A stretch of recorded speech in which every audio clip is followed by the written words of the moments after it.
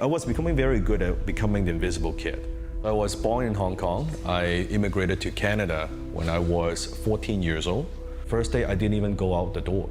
I was so afraid. I was one of the only 3 Chinese in my school. I was getting bullied, I was getting beat up, I was getting pushed around. I would never ask questions, never put up my hand. Right after school, I would just grab my backpack, go to my locker, not look at anyone, not make any eye contact, and just go home. Shortly after that, my mom and dad got divorced when I was 16 years old. One day when I came home from school, my mom would stay in the bedroom, but she was talking on the phone with somebody. And then after the phone call, she opened up the door, and I could see like she was crying. I said, "Mom, is everything okay?" And she's like, "Well, you know, I was talking on the phone with the dad, and he just told me he went bankrupt. He just filed for bankruptcy. He couldn't send us money anymore." My mom is always a very positive. It's just like an angel to me.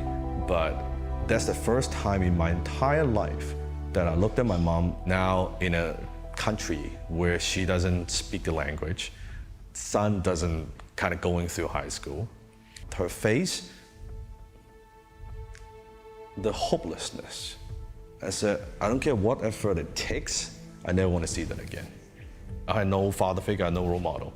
My father, quote unquote father figure, was when it was late night, I was watching a Bruce Lee movie. It was Way of the Dragon, where he fought a Chuck Norris. And he was a guy who couldn't speak English, went to Rome and got criticized, and then suddenly he was kicking ass and protecting people, so he became my hero. In a way, virtually he became that father figure I never had, that strong, muscular, strong, like kick-ass kung fu master, right? Right after that, near my house there was a karate school. So I signed up for the karate school. That gave me the confidence, that gave me courage. And then from there, I just made a commitment, whatever it takes. I don't need my dad. I'll take it. I'll be the man of the family. I'll take care of my mom. So that's when I started thinking about, okay, how can I do something to make some money? And I was mowing lawns for people. I was delivering, paper, anything that would make a buck. Really, I was trying all kinds of business ideas. And then afterwards, I started my own one-man advertising agency. And that was my first taste of success. I was being able to provide for my mom. Finally, now I could go to the grocery store and not have to go to the almost expired section to buy fruit and vegetables. That was very, very much the turning point. So afterwards, I haven't talked to my dad for a number of years, right? Because I was angry at him. Until I had matured a little bit, then I call him and then we would talk about what happened. And he could see me, doing very well. I was making about $10,000 a month as a young guy, 6-figure a year. I knew he was just getting by, and he was worrying about a place to live. So at that time, I went back to Hong Kong, and I was walking down the street, the city in Hong Kong. We stopped. I looked, I said, "Dad, you see that window up there?" "Yeah." I reached in my pocket, I pulled a set of keys. I put it in his hands. My dad looked puzzled. I said, "Dad, I bought that unit for you. You got a place to live in now. This is yours." He was bawling. All he could say is, "Son, let's go get lunch." That look made everything worthwhile. At the time we talked, he said, "Next week, son, I'm going into the hospital for a regular checkup." And then I know the date after he did a checkup, I didn't get the call. I thought it was a bit strange. The next day I got a call from my aunt. I picked up the phone, it was like 3 a.m., very late at night. "Your dad's in emergency." He said, "What happened?" "Well, he found that he needed surgery immediately. We need to operate him." But at the time, I was chasing the biggest deal I've ever done in my life. I said, I had to be in the US, I gotta finish this before I would come back, because it's a very important deal. I had to do a little video conference with my dad. I could see him in the hospital, hair all gray, he had this tube, he couldn't speak. I said, "Dad, as soon as I finish, I will come back and see you." right? And I thought I would make him proud. I thought I would close the deal. I'd go to Hong Kong. I never thought about it. And that was the last time I talked to him. That was it. I never got to say goodbye.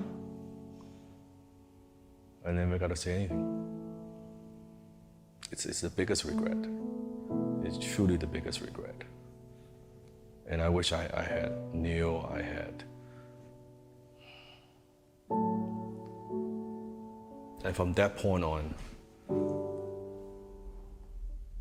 I realized something, that I was chasing achievement, was chasing all these things.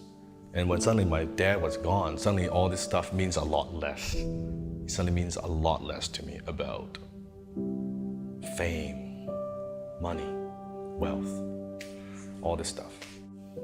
I believe in life you go through kind of 4 stages. The first stage is what I call survival, which is where I was when I was very young. And then going from survival to security. You're paying the bills. You got a roof over your head, you got a car, you're taking care of your family. And then a percentage of the people would move to what I call stage 3, which is success. When you're successful, you don't just have everything you need, you have everything you want. And I operate in that phase, at that stage, for the first, I would say, 10 years of my career. And then after that incident, after my dad passed away, then I shift from success to significance. When you shift from success to significance, it's no longer just about you. It's no longer just about, hey, here's what I want. Here's what I want to have. Here's what I want to own.